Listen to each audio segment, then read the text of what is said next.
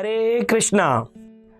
हम अक्सर लोगों से ये प्रश्न सुनते आए हैं। लोग पूछते हैं भगवान का नाम जप जो होता है वो कलयुग में एकमात्र रास्ता है भगवान को प्राप्त करने का।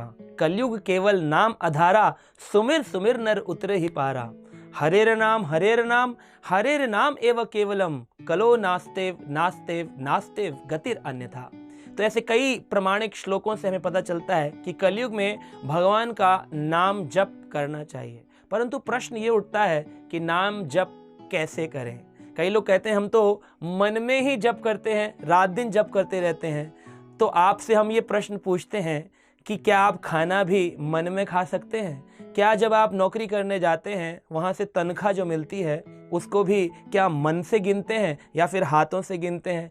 इसी प्रकार से शास्त्र वर्णन करते हैं। चैतन्य महाप्रभु ने कहा संख्या पूर्वक नाम जप करी। संख्या पूर्वक नाम का जप करना चाहिए। उसको करने के लिए हमारे प्रमाणिक शास्त्रों ने कहा कि आपको एक ऐसा बीड बैग लेना है और साथ में उसके अंदर लेनी है जप माला, जिसे कहते हैं बीड्स, है ना।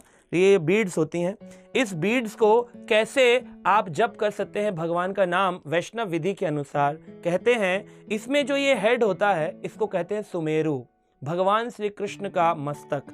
अब भगवान श्री कृष्ण के मस्तक को ऐसे अपने पकड़ना है, सिर से लगाना है और बोलना है जय श्री कृष्ण चैतन्य प्रभु नित्यानंदा, श्री अद्वैत गदाधर श्रीवास आदि गौर भक्त वृंदा। ये पंच तत्व मंत्र है जिसको बोलने से इस माला जप में होने वाले अपराधों से हम बच सकते हैं। चैतन्य महाप्रभु की कृपा से उनके 5 तत्व नित्यानंद, चैतन्य, अद्वैत आचार्य, गदाधर और श्रीवास की कृपा प्राप्त होती है।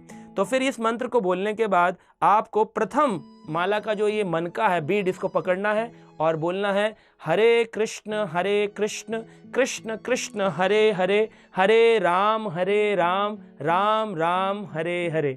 ऐसे करते हुए आप 108 बार जब इन मनकों के अंत में पहुंच जाएंगे और आपका मन करता है कि मुझे एक माला और करनी है, तो कभी भी इस सुमेरु को लांघना नहीं है। Don't jump. इसको क्या करना है?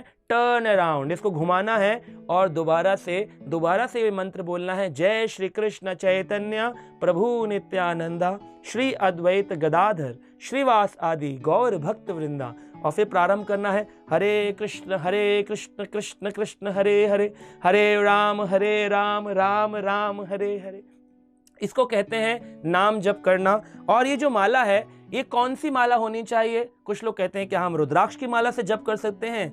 क्या हम कमल गट्टे की माला से जप कर सकते हैं? क्या हम नीम की लकड़ी से जप कर सकते हैं? हाँ, तो आप किसी भी माला से जप कर सकते हैं। बताया गया है भगवान की उपासना में 3 प्रकार के गुणों से उपासना होती है। जैसे जो तमोगुण में उपासना करते हैं वो काली और इस प्रकार के शिव आदि भगवान की सेवा की उपासना करते हैं तो वो लोग रुद्राक्ष माला का इस्तेमाल करते हैं। कुछ लोग जो सतोगुण से रजोगुण की ओर होते हैं, रजोगुण में ब्रह्मा जी की पूजा की जाती है और अन्य देवी देवताओं की पूजा होती है, तो वो लोग कमल गट्टे की माला शक्ति की उपासना में इस्तेमाल करते हैं। परंतु जो वैष्णव विधि है वो ये कहती है प्रारंभिक अवस्था में नीम की लकड़ी की माला से आप शुरू करें, क्योंकि तुलसी के प्रति कोई अपराध हो जाए तो आप उससे बच सकते हैं। जब आपकी एक बार आदत पड़ जाए और आप वैष्णवों के संग में रहने लगे तो तुलसी महारानी के जो बीज होते हैं उनसे लकड़ी से बनी हुई ये माला लीजिए और इस पे जप करना प्रारंभ कर दीजिए, जो कि वैष्णव विधि है सतोगुण में कृष्ण को प्रसन्न करने के लिए। कृष्ण की तुलसी बड़ी प्रिय है।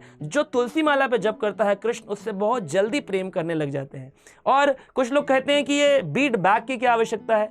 बैग इसलिए चाहिए होता है जैसे आप बिना वस्त्र के नहीं रह सकते, ऐसे ही हमारी माला साक्षात बिना वस्त्र के नहीं रह सकती है। और कभी कभी माला जपते जपते माला हाथ से गिर जाए तो क्या होता है? अपराध होता है। इसलिए अगर बीड बैग के अंदर रहेगी, वस्त्र में रहेगी, तो माला भी हमारी खराब नहीं होती है, नीचे गिरने पर अपवित्र नहीं होती है। और इसमें एक धागा ऐसे लगा होता है जिसे आप गर्दन में टांग कर भी कहीं भी ले जा सकते हैं और जहाँ जाएंगे वहाँ आप भगवान का नाम जप कर सकते हैं, भगवान के संपर्क में रह सकते हैं। जब आप वापस घर आएंगे तो कील पर आप इसे आसानी से टांग सकते हैं या किसी हैंगर पर टांग सकते हैं। इसलिए इस बीड बैग की भी आवश्यकता है। और इस जप को करने में जो ये उंगली है, इस उंगली का इस्तेमाल नहीं करते हैं, जिसको कहते हैं सबसे पहली उंगली हमारी। क्यों?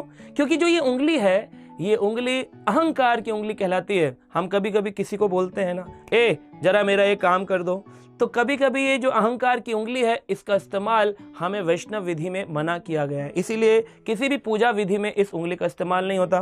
बीड बैग में इस प्रकार से एक रास्ता बनाया जिससे कि आपकी ये उंगली सदा बाहर रहेगी और कभी आपकी माला खंडित नहीं होगी, स्पर्श नहीं होगा। बीड बैग के अंदर ही अपनी माला जप करनी चाहिए। बाहर इसमें एक काउंटर लगा होता है, आपने दिन में कितनी माला करी है उसको काउंट करने के लिए, मैंने 1 की है तो मेरी 1 माला, मैंने 2 की है तो 2 माला। इस प्रकार से एक माला को करने में 7 से 10 मिनट के बीच में लगते हैं। आप अपनी ही स्पीड से माला करिए, जल्दीबाजी करने की कोई जरूरत नहीं है। भगवान कहते हैं तेषाम सतत युक्तानाम भजताम प्रीति पूर्वकम ददामी बुद्धि योगम तम ये न मामुपयन्ति ते। आपको भगवान बुद्धि देंगे कि कैसे उनका भजन, रहस्यमयी भजन और कितनी प्रगाढ़ता से करना है, पर उसका प्रारंभ कैसे करना है। तेषाम सतत युक्ता नाम, लगे रहिए, रात दिन जब समय मिले माला उठाइए, बीड बैग और इसमें हाथ डालिए और क्या बोलते रहिए, हरे कृष्णा कृष्णा कृष्णा हरे हरे, हरे राम राम राम हरे हरे, हरे कृष्णा।